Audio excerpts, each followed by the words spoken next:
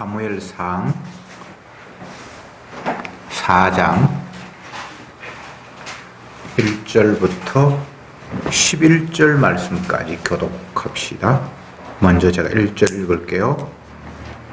사무엘의 말이 온 이스라엘에 전파되니라. 이스라엘은 나가서 블레셋 사람과 싸우려고 에베네셀 곁에 진치고 블레셋 사람은 아벡에 진쳤더니 이스라엘을 위하여 화를 돌립니다. 그 둘이 싸우다가 이스라엘이 블레셋 사람 앞에서 패하여 그들에게 전쟁에서 죽임을 당한 군사가 4,000명 가량이라. 백성이 진으로 돌아오매 이스라엘 장로들이 가로되 여호와께서 어찌하여 우리로 오늘 블레셋 사람 앞에 패하게 하셨는고 여호와의 언약궤를 실로에서 우리에게로 가져다가 우리 중에 있게 하여 그것으로 우리를 우리 원수들의 손에서 구원하게 하자 하니 이에 백성이 실로에 보내어 그룹 사이에 계신 함께 여호와의 언약궤를 거기서 가져왔고 때에 그 아들 흥리와 피난스는 하나님의 언약궤와 함께 거기 있었더라. 여호와의 언약궤가 진에 들어올 때에 온 이스라엘이 큰 소리로 외치매 땅이 울린지라. 블레셋 사람이 그 외치는 소리를 듣고 가는데 이들이 진에서 그 소리로 외치는 전지로 나가다가 여호와의 궤가 진에 들어온 줄을 깨달은지라.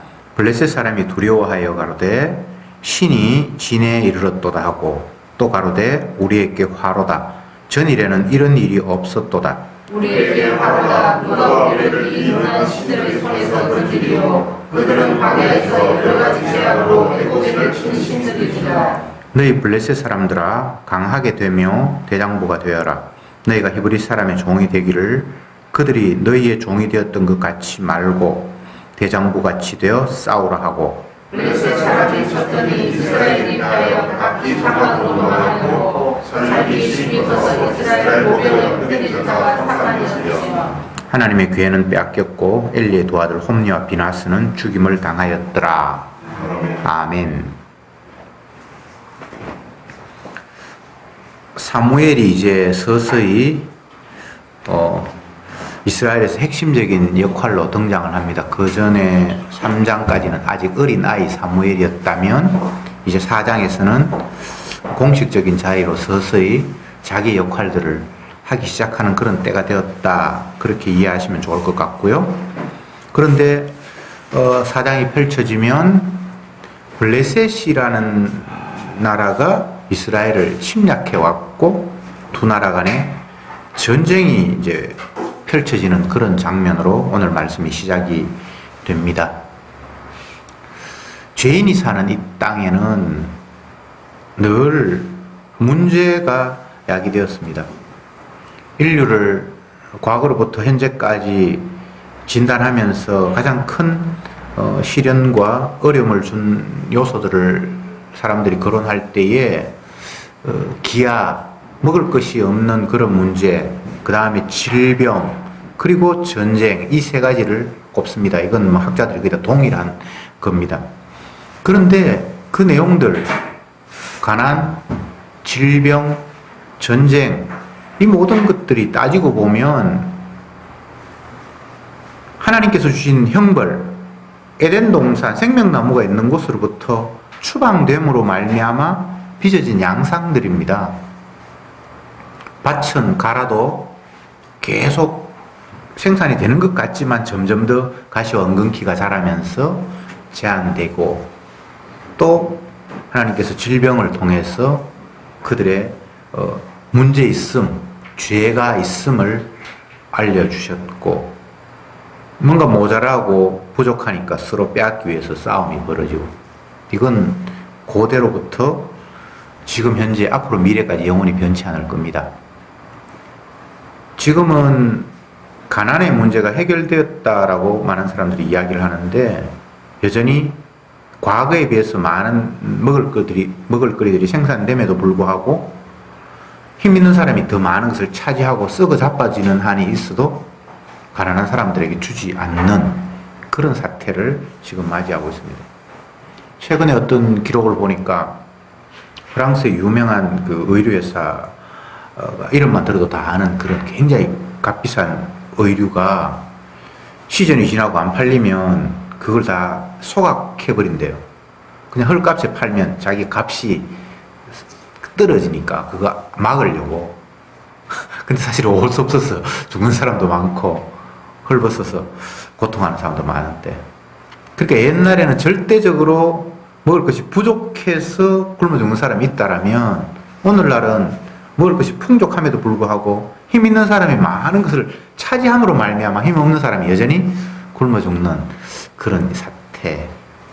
그러니까 당연히 먹을 것 빼앗기 위해서 전쟁이 벌어지겠죠. 이스라엘 백성들이 전쟁을 원해서 전쟁이 일어나는 건 아니고, 대부분의 그 구약에서의 전쟁을 보면 이스라엘이 먼저 침략하는 경우는 거의 없습니다. 외부에서 침략해 옴으로 말미암아 전쟁이 이제 벌어지는 그런 양상이 있는데, 블레셋이라고 하면 뭐 지금 팔레스타인, 현재도 이스라엘 가운데서 이스라엘 땅이라고 자기들이 영토를 그어놓은 그 땅 가운데에서도 블레셋 사람들이 뭐 가자 지구하고 또 뭐 서안 지구하고 이렇게 나누어서 살고 있습니다. 그 대한민국 한반도 안에 다른 나라가 이렇게 살고 있다고 그렇게 생각하면 됩니다. 이 역사가 고대부터 아마 앞으로 세상 끝날 때까지 아마 계속될 것 같아요. 이게 주님께서 의도적으로 일으키시는 사건이라고 저는 봅니다. 찌르는 가시가 항상 우리의 몸 속에 있을 수밖에 없는 상황을 만드심으로 말미암아 결코 내가 편안하게 살거나 내 힘으로 나를 유지할 수 있는 그런 존재가 아니라는 사실을 주님께서 자기 백성들에게 일러주는 방법이 아닐까 그런 생각이 듭니다. 어쨌든 블레셋이 이스라엘을 침략해 왔고, 이스라엘은 자기를 침략해 온 나라를 방어해야 되니까 맞서서 싸웠는데, 이스라엘 백성들이 4,000명이나 전사를 해버렸어요. 뭐 말이 쉬워서 4,000명이지 고대에는 탱크가 있는 것도 아니고 기관단총이 있는 것도 아니고 총칼로 사람 4,000명 죽는다는 것은 어마어마한 참극입니다. 생각해 보세요. 4,000명이 칼, 총으로 이렇게 죽임 당한다는 게 보통 일이 아니거든요. 이 끔찍한 일이 벌어진 거예요.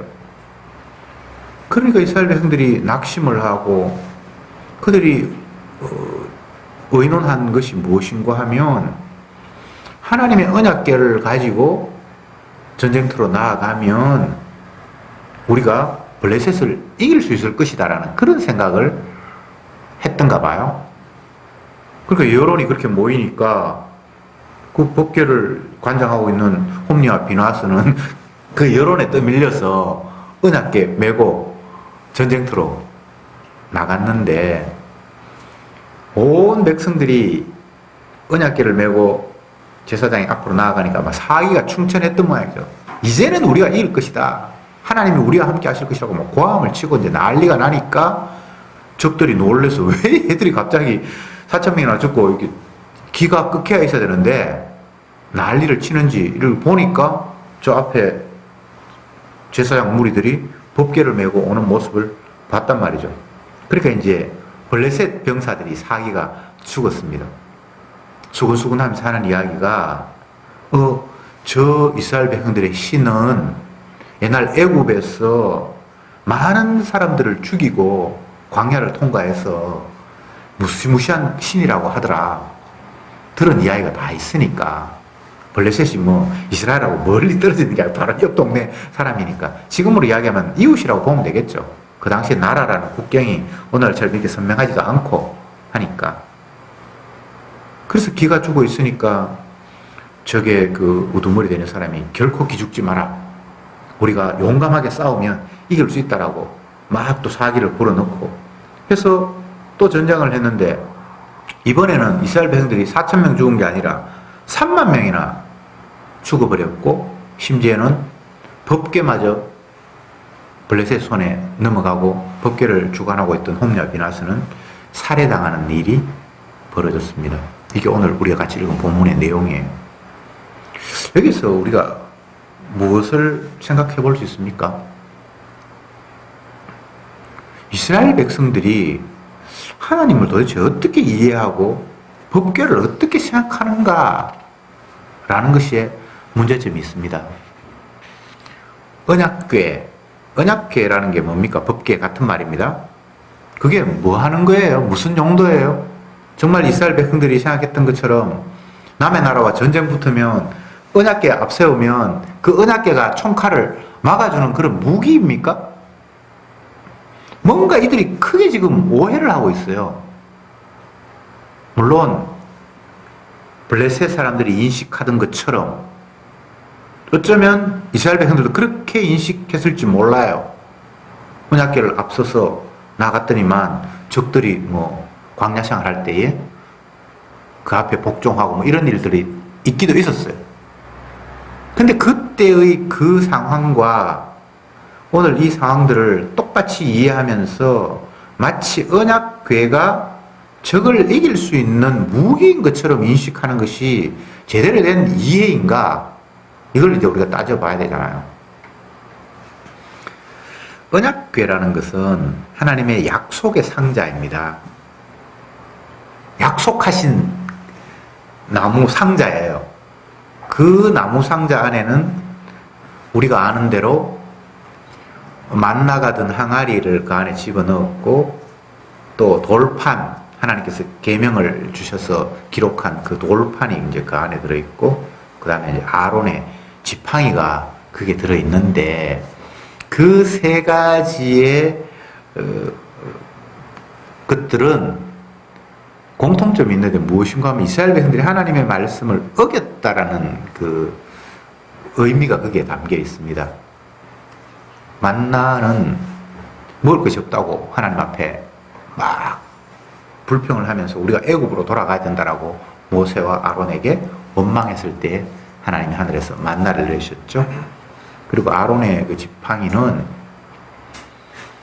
이스라엘 백성들이 모세와 아론을 원망하면서 왜 너희들만 우리에게 지도자가 되어서 제사 드리고 왜 굳이 우리가 너희들만 따라야 되냐? 아론의 자손은 아니고 또 다른 레위 지파들도 많은데 왜 너희들 혼자만 잘난 척하고 제사 지내고 하냐? 그렇게 했을 때 하나님께서 그 각 지파의 지도자들을 세워놓고 누가 하나님께서 함께 하시는지 보라고 하면서 지팡이를 이제 꼽았는데 하나님이 함께 하시는 그 아론의 지팡이에서 지팡이는 원래 죽어 있는 그 생명체가 없는데 꼽아놨더니만 그게 살구나무에 꽃이 피었다고 하면서 하나님이 아론을 세웠다라는 걸 이스라엘 백성들이 보여주었거든요. 그래서 이스라엘 백성들이 하나님이 세운 그를 인정하지 않았다라는 의미가 그 아론의 지팡이 속에 이제 담겨 있고 또 돌판, 하나님이 주신 돌판이 그 안에 있는 이유는 처음 돌판은 깨졌어요. 그들이 하나님 말씀을 어김으로 말미암아. 그래서 하나님께서 다시 돌판을 주셨는데 그 두 번째 돌판을 언약 상자 안에 집어넣었거든요. 그러니까 언약궤라는 것이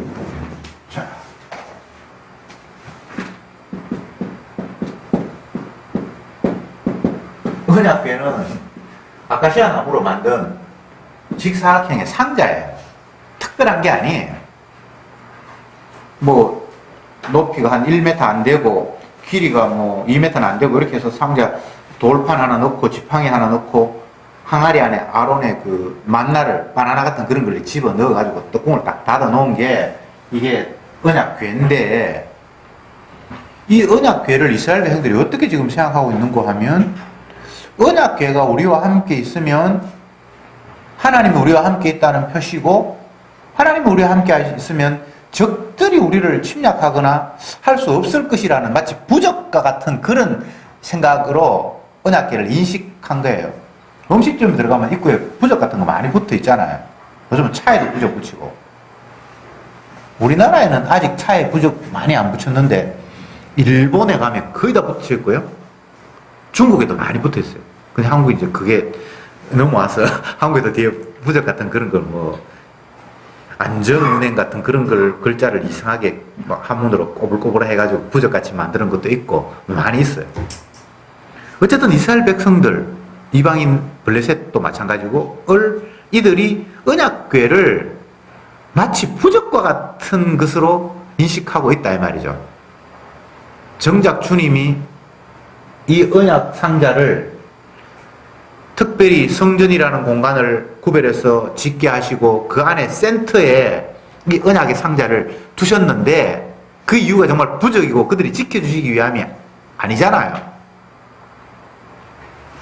그러면 도대체 언약궤는 뭔가? 이게 이제 오늘 본문을 이해하는 핵심입니다. 언약궤. 언약은 이제 약속, 약속의 상자.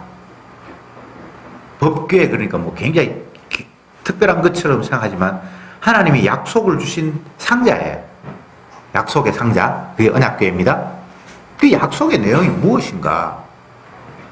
이스라엘 백성들의 죄악의 증거물들을 그 안에 집어넣어 놓고는 주님께서 그 언약 상자 위에 날마다 피를 바르게 함으로 말미암아 너희들의 죄가 사함 받는다라는 그런 내용들이 언약의 상자에 담겨 있는 의미입니다.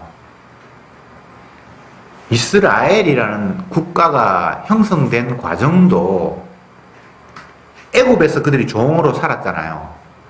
애굽에서 종으로 살 때는 그 민족이나 나라가 없었고 그냥 저쪽 어느 지역에서 온 히브리 사람들이잖아요. 근데 그 히브리 사람들을 애굽 나라 종으로부터 하나님께서 탈출시킬 때에 그 마지막 모습이 애굽에 있는 모든 마다들, 초태생을 하나님이 심판하실 때에 이스라엘 백성들에게 명하시기를 오늘 밤이 되면 애굽의 땅에 안에 있는 모든 초태생은 다 죽임을 당한다. 내가 죽일 거다. 이들이 죄악이 너무나 완악하기 때문에. 그런데 집에 들어가서 집 입구에 어린 양의 피를 문테두리나 문지방에 발라 놓으면 죽음의 사자가 그 집은 통과할 것이다. 이렇게 말씀을 하셨어요. 그래서 이스라엘 백성들은 하나님의 말씀을 듣고 집 안에 들어가서 밖에 나오지도 않고 마지막 날 밤을 주님께서 지정해 주셨으니까 그 문 입구에 어린 양을 잡아서 피를 발랐단 말이죠. 그런데 정말 주님께서 그날 밤이 되어서 애굽 땅에 있는 모든 초태생을 다 죽였어요. 왕의 초태생부터 해가지고 모든 초태생을 심지어 짐승의 척것까지 다 죽였었는데 약속대로 어린 양의 피가 발려있는 그 집에는 천사가 침략하지 않고 그냥 통과해버렸잖아요. 그래서 어린 양의 피로 말미암아 죽음의 위기에서 살아난 그들을 이제 이스라엘이라고 주님께서 말씀하시면서 그들을 애굽에서 건져냈어요. 홍해 바다도 건너게 하고 광야도 통과하게 하고 그렇게 해서 약속의 땅까지 원래 아브라함에게 주셨던 그 땅으로 하나님이 옮겨 놓았어요. 그래서 언약이라는 것은 물론 뭐 구체적으로 상자가 만들어져서 그들이 하나님의 언약을 계속해서 확인하도록 하는 것이 언약궤라면 언약궤가 없어도 언약이라는 건 이미 있잖아요. 그 언약의 내용을 이스라엘 백성들이 알아야 되는데 이들이 그걸 지금 망각하고 있어요. 지난 금요일 이 목사님 레위기 강의하면서 그런 본문을 말씀하셨는데 땅이 토해낸다. 성경 본문에 나오는 거잖아요. 저도 여러 번 이야기했는데 땅이 뭐 생명이 있는 것도 아닌데 사람들을 쫓아낸다는 게 사실은 말이 안 되는데 그 땅을 하나님의 명령을 듣잖아요. 그래서 땅이 가시와 엉겅퀴를 내는 것도 점점 산성화되어서 원래 그 곡식들이 제대로 자라지 않는 그 모든 것들이 하나님이 하시는 일이거든요. 그래서 이스라엘 백성들이 땅에서 쫓겨나기도 하고 나중에는 그 땅에서 완전히 추방되어서 전 세계로 흩어지는 그런 일도 구약에서 마지막 때 겪는데 이런 일들이 다 하나님의 약속과 연관이 있어요. 언약궤는 하나님의 약속을 눈으로 확인하라고 둔 상자예요. 그 자체가 부적이 아닙니다. 그 언약궤와 함께 있으면 언약궤가 적들을 물리치고 방패가 되고 그런 게 아닙니다. 바꿔 이야기해 봅시다. 오늘날 교회 다니는 사람들이 대문 입구에 교패 같은 거 붙여놔요. 뭐 울산 뭐 교회 무슨 장로교회 하면서. 근데 그 교패가 마치 어린 양의 피를 바르는 것처럼 애군이 그 집에 안 들어오고 그 교패가 없으면 마치 그 집에 쉽게 마귀가 침략해서 괴롭히는 줄 생각하는 교인들이 굉장히 많아요.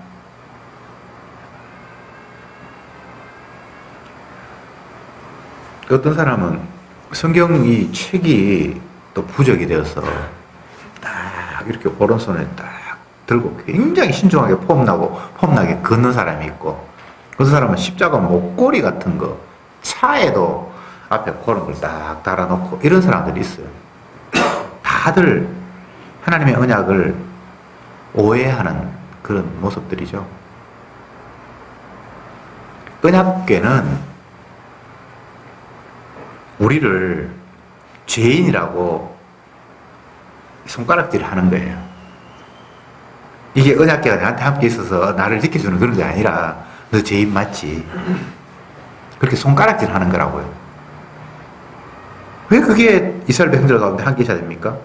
죄인인 줄 알아야 주님의 피의 의미를, 제사의 의미를 그들이 알기 때문에. 그런데 이걸 가지고 마치 자기들을 지켜줄 것처럼 그렇게 착각을 했으니까 얼마나 기가 찬 일이에요.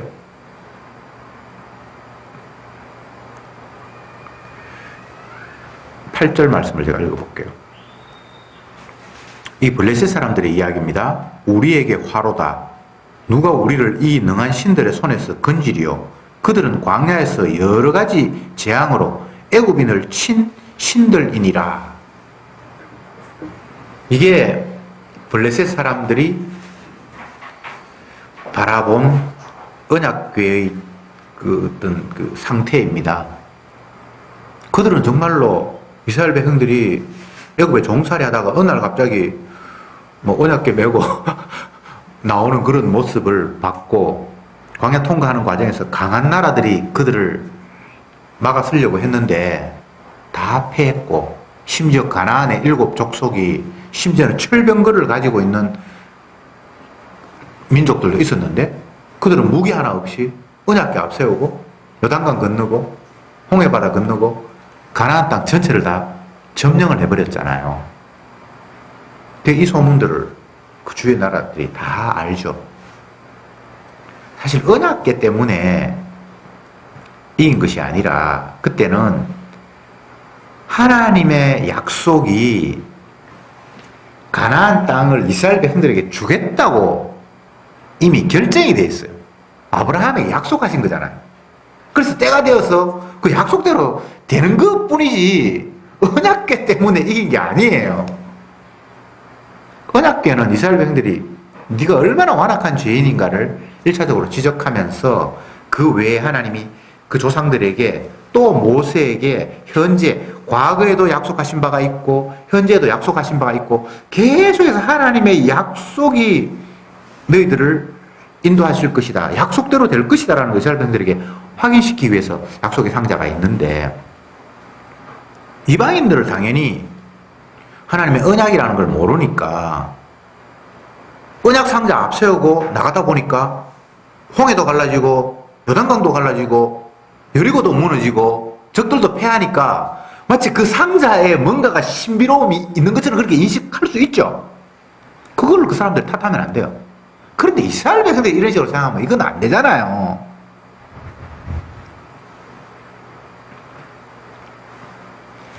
복음을 모르는 사람들은 뭐 하나님을 믿는다, 십자가의 신 예수를 믿는다 그러면 그 신이 뭔가를 뭐 영향력을 행사해서 뭐가 어떻게 될 거라고 그렇게 인정을 할 수 있어요. 약속이라는 걸 모르니까. 어떤 목사님은 교회 봉고차 몰고 가면서 뭐 무슨 장로교회라고 팻말 붙었으니까 경찰이 잡았다가 그 높은 경찰한테 막 꾸중거리면서 빨리 보내드려 그러면서 뒤통수 때리면서 교회 찾아가면 재수 없어 임마 뭐 이렇게 얘기를 한다는데, 그거는 충분히 있을 수 있어요. 그들은 복음을 모르니까 괜히 저들이 섬기는 신 우리를 해코지하면 내가 어떻게 될 수 있을 것이야. 이런 생각 가지고 있다 이 말이죠. 블레셋 사람들 인정해 줍시다. 그들은 정말 언약궤 메고 오는 그들을 통해서 전멸되는 상황을 봤으니까. 근데 이스라엘 백성들이 이렇게 생각하면 안 되잖아요. 참으로 답답한 노릇이에요. 이스라엘이 전혀 이스라엘이 아니야. 언약의 백성이 전혀 언약도 몰라. 이방인하고 똑같이 우리가 법궤를 메고 나아가면 홍해를 가르듯이 여리고를 무너뜨리듯이 블레셋을 이길 것이라고 제사장에게 메어 가게 하고 그걸 보면서 백성들이 환호를 하면서 이제 승리는 우리의 것이라고 난리를 치는 이 모습이 얼마나 비언약적인 사고방식입니까? 오늘날 신앙인이라고 자처하는 저들이 어쩌면 이런 테두리 안에 있지 않은가를 본문 말씀을 통해서 다시 한번 우리에게 우리 자신을 바라보게 하시는 말씀이에요.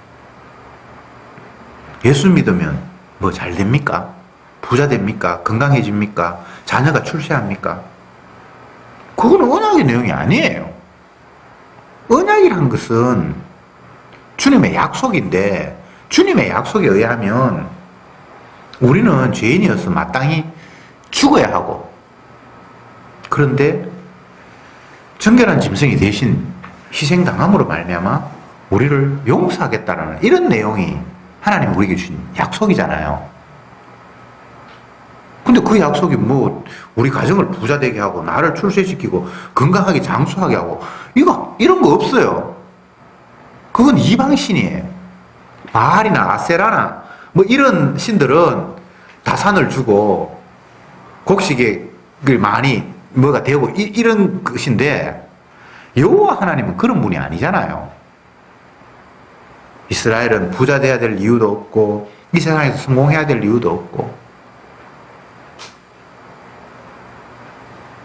그래서 이스라엘 백성들은 안식일을 지켜야 돼요. 안식일을 노동을 쉬고 땀 흘리고 수고함을 일체 정지하면서 우리의 땀과 노력으로 우리가 생존하는 것이 아니라 주님이 우리를 인도하신다는 걸 일주일마다 확인하라고 아무 노동도 하지 않고 열중시하면서 그냥 주님만 쳐다보는 그런 날들을 계속해서 갖는 거예요. 오늘날은 뭐 일요일날 직장 안 가고 그냥 하루 노는데도 월급쟁이는 월급 줘야 되고 일단 계산되니까 일요일날은 좋은 날이라고 이렇게 인식하는데 이스라엘 백성들에게 안식일은 그런 개념이 아니에요. 그들은 자기가 노동하지 않으면 먹을 수 없는 그런 상태에서 살았잖아요. 근데 주님이 일하지 마라 그래. 네가 진짜 굶는지 한번 네가 손 안 올리고도 사는지 안 사는지 한번 해보라는 거예요. 이건 사실 간단한 문제 아닙니다.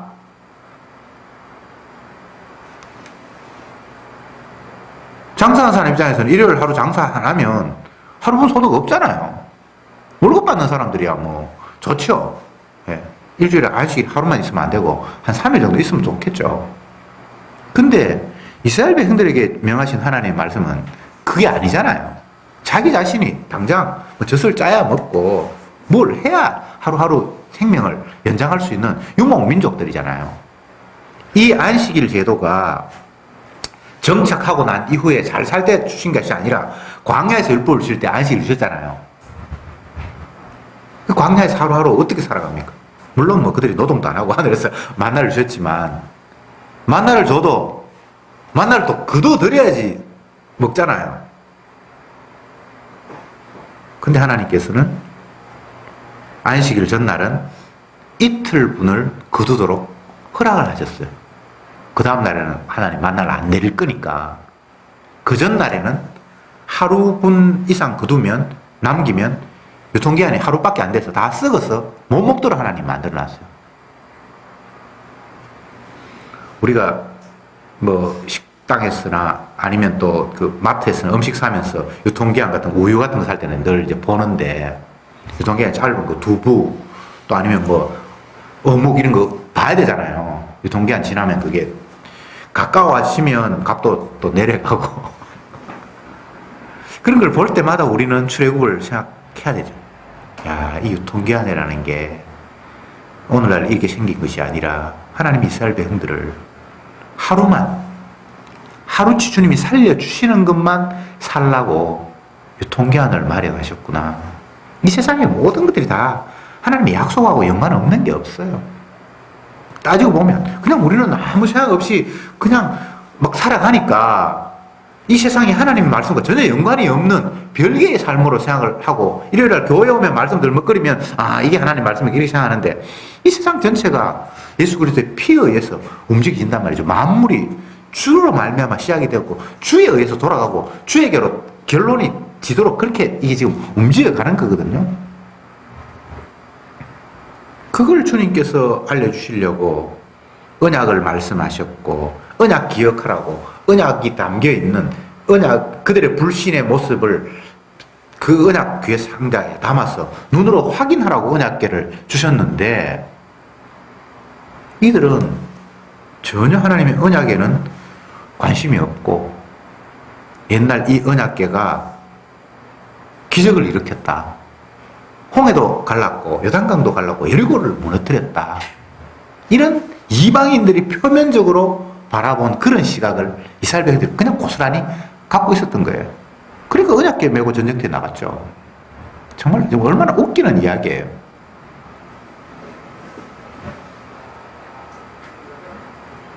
결과적으로 이스라엘은 더 크게 패배했고 언약궤마저 이방인에게 하나님께서 넘겨버리는 그런 사태를 고의적으로 만드셨습니다. 언약궤 빼앗겼다고 해서 사실은 그게 문제가 아니에요. 그들 안에 언약이 있으면 언약궤가 어디 있든 그게 사실은 문제가 아닌데, 그들에게는 어쨌든 이 상황을 아주 심각하게 받아들이면서 호들갑을 떠는 그런 모습을 오늘 성경은 묘사하고 있습니다. 이제 결론을 맺어봅시다. 왜 이스라엘 백성들이 하나님이 언약을 주셨습니까? 언약만이 하나님과 그들이 교통하고 소통할 수 있는 유일한 근거입니다. 하나님을 아브라함의 하나님, 이삭의 하나님, 야곱의 하나님이라고 구약에서 여러 번 반복하는데, 그 아브라함, 이삭, 야곱을 이야기할 때 아브라함에게 주신 언약의 하나님, 이삭에게 주신 언약의 하나님, 야곱에게 주신 언약의 하나님, 이 언약의 하나님을 여호와라고 구약에 호칭을 했습니다. 뭐 어떤 사람은 야훼, 뭐 여호와가 뭐 어떤 그 부름 호칭 그 자체에 뭔가가 있는 것처럼 그 생각하는데 그게 아니고 그냥 언약의 하나님이라는 의미로 여호와라는 말을 썼어요. 여호와여 그렇게 했을 때는 약속하신 하나님이잖아요 라는 그런 의미로 여호와라는 말을 썼다고요. 그 호칭 자체에 뭐 특별한 의미가 있는 게 아니고, 우리가 예수님을 주로 부를 때에 이런 약속을 하셨잖아요 라는 그런 그 전제를 가지고 그분 앞에 나아가는 거잖아요. 그 전제가 없으면 아무것도 안 돼요. 정말 우상이 되어버려요. 하나님은 언약의 하나님이고 예수님은 언약대로 이 땅에 오신 분이에요. 물론 신약의 그 언약이라는 것은 궁극적으로 십자가에서 피 흘려서 자기 백성을 건지고, 그 피 흘린 그분이 건진 그들의 주가 되고 심판주가 되고 구원주가 된다라는 그 약속이 십자가 안에 담겨있는 내용이잖아요. 구약에서 언약궤 이야기할 때 이미 그것까지, 신약의 그것까지를 다 사전에 내다보고 주어진 약속이에요. 피 흘림이 없으면 사함이 없다. 죄 용서라는 것은 누군가가 죄를 대신 져야 돼요. 담당을 해야 돼요. 그냥 말로 용서해서 용서가 되는 그런 구도를 하나님은 약속하신 적이 없어요. 반드시 대가를 치러야 돼요. 죄의 싹은 사망이잖아요. 대가가 있어야 된단 말이죠. 근데 하나님은 자기가 건져야 될 백성들의 죄를 건지기 위해서 대신 십자가에서 저주를 받는 식으로 하나님이 약속을 주셨단 말이죠. 그게 약속의 내용이에요. 그게 약속의 핵심이에요. 모든 성경의 내용들이 전혀 다른 이야기를 하는 것 같지만 그 약속을 구체화시키고 설명하는 그런 내용들이 성경 전체예요. 그래서 성도는 칼이 무섭거나 상대의 힘이 무섭거나 질병이 무섭거나 가난이 무서운 것이 아니라 하나님의 약속이 무서운 거예요.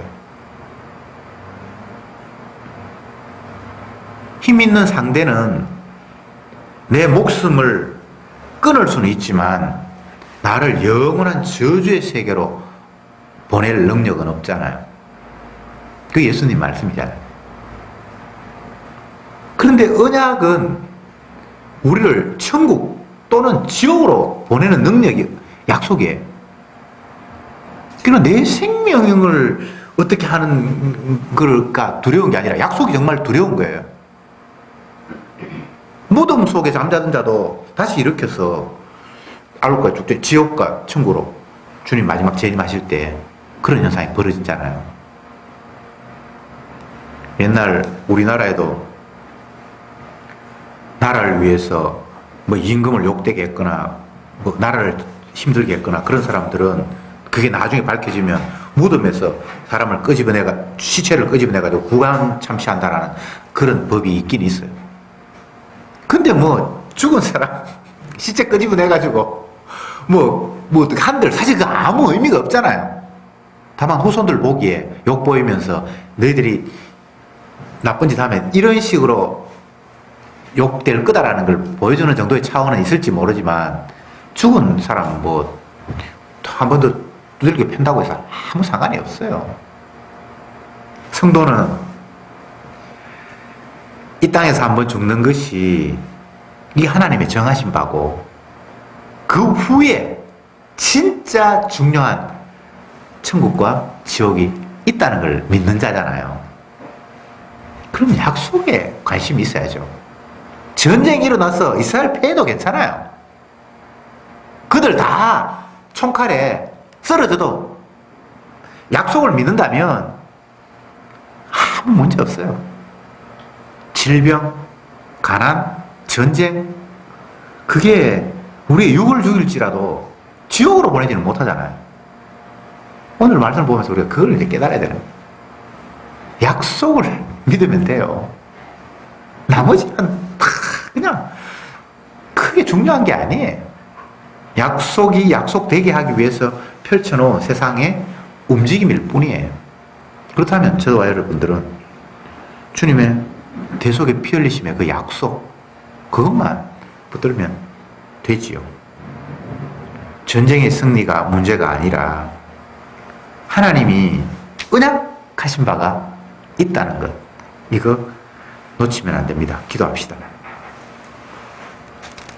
주님 감사합니다.